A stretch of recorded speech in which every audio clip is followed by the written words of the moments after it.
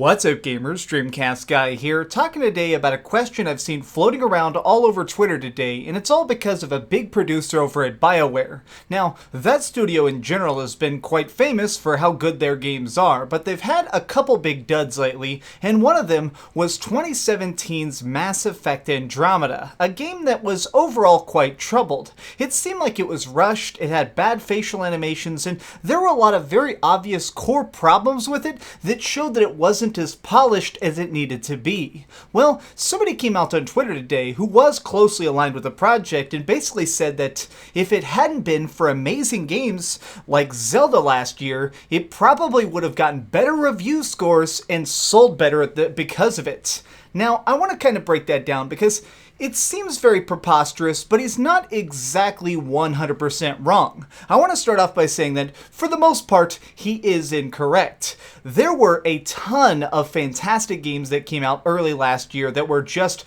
bombshells, that were not just epic and awesome, but quite surprising. Resident Evil 7 was way scarier than we thought it was going to be. Neo had so many good concepts in it that kind of played on Dark Souls, but in a samurai universe. Horizon Zero Dawn melted our brains.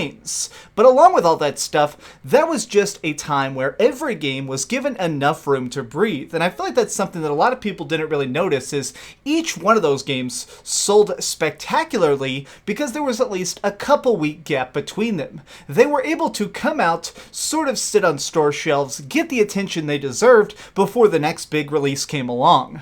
But there is something that I believe is a problem nowadays, which I like to call release eclipse. When you see two really good games that are coming out so close to each other that one gets all the light and the other one is stuck living in its shadow. An example of this is, unfortunately, something like Titanfall 2. That came out right next to several other massive shooters. So unfortunately, when it came to just general attention and the money being spent, there were only so many dollars to go around. People could only invest so much into these products. So if your choices are between getting a new Call of Duty and you're a really big fan of that series, getting a new Battlefield and you're totally invested in that, or something coming along like Titanfall 2, well, that's gonna be a really hard decision and you're gonna have to choose it. This kind of stuff happens, but we also see the opposite side of it, which is where a game comes out that isn't necessarily spectacular but has no other competition and ends up selling better and sometimes even reviewing better because there's nothing else to compare it to. Now, this is going to be a little bit of a controversial statement, but I think that's the case when it comes to Infamous Second Son. Personally, I absolutely love this game. I'd probably give it a 9.5 out of 10 if I ever reviewed it, because it is an epic open world experience that just managed to have good characters, cool morality, a lot of good stuff in this that just really kind of impressed me in general. But it also came out in a time period where it really managed to just get a giant spotlight on it. This was the early PlayStation 4, and while there were some games on it, at that point, most of what we were playing was ports from the PlayStation 3 and Xbox 360. This was one of the earliest games built for the ground up for the PlayStation 4, so because of it, it managed to get a lot of extra marketing and a lot of extra hype around it.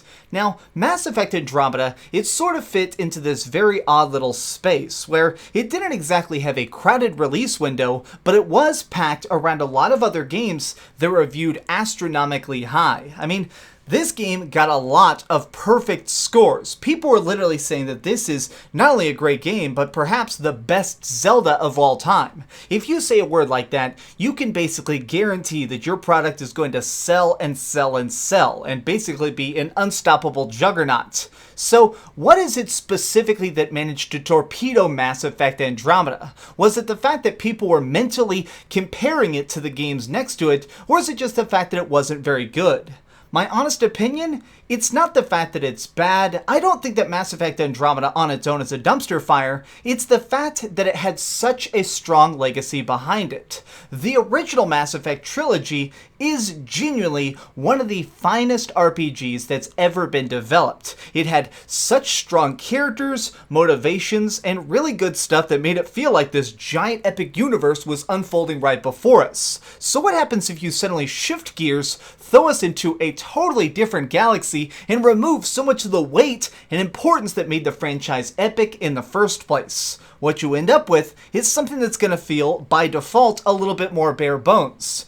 When you do something like that, shift the tone and general focus of a storyline that much, you're going to lose a big part of the core fanbase. The people who are emotionally already driven to like these characters are now going to feel so much less because they know that there's no real attachment. This is a side story in a faraway land, and I do think that that's partially what hurt it, and it's also the fact that from the beginning, something about Mass Effect Andromeda didn't seem to have that real sense of push inside of it. It didn't seem like the people who were designing it and really working all these hours on it, it didn't seem like they had that clear drive behind it. They didn't really know what the final thing was supposed to be, so the final product definitely lacked that final polish in a big way. Now, I'm going to make just a short little analogy about this game real quick, because let's face it, Zelda is very, very good in a lot of ways, but there's also a big focus in this game about the details. You can actually go along and find Korok seeds to get new unlockables, find all sorts of shrines just by wandering around,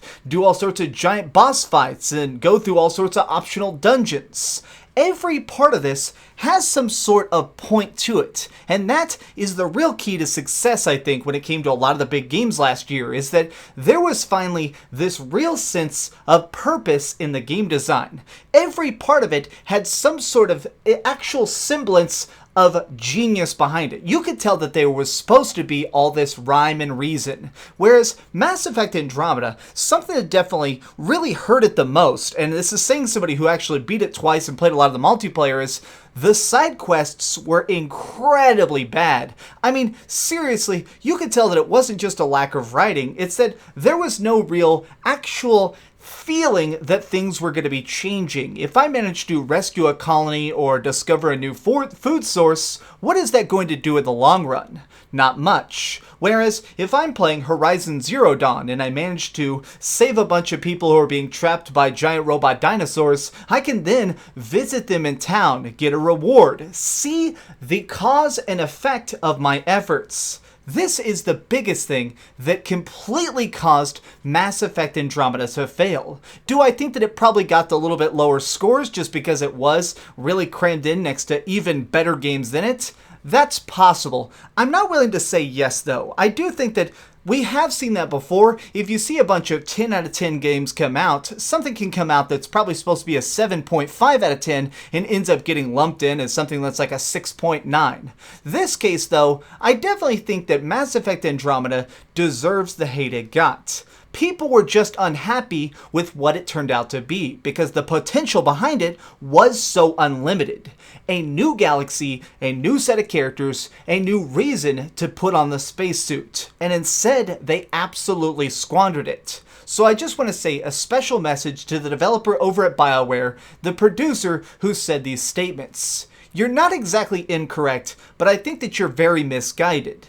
The problem with Mass Effect Andromeda is that you guys had a problem with it. You didn't support it after launch other than a couple tiny patches, you never gave us any good single-player DLC, and you never bothered really coming back to the universe we wanted you to come back to. But these have just been my random off-the-cuff thoughts about this entire mess. What do you think about it? Because I do think that there is something to be said about release eclipses. Occasionally, a good game is pushed out purely by accident, and sometimes, on the other side of the coin, a bad game sells great just because there's nothing else to play. But what do you think? Do you think it's possible that Mass Effect Andromeda is better than it should have gotten? Is it worth the scores, or is this just an underwrote piece of crap that definitely got thrown out purely on purpose? Tell me all about it in the comments down below. If you enjoyed this video, please give it a like, share with your friends, and subscribe if you haven't already. But do me the biggest favor of all and keep dreaming. Right before I filmed this video, I took off all my metal because I knew I was going to get struck by lightning. And while I was filming this, of course, a rainstorm rolled past. So I'm glad I'm already mentally trained to deal with all the BS of Zelda and I don't die by accident while filming. Oh, hey, I was just playing a little bit of Grand Theft Auto on my Darth Vader PSP.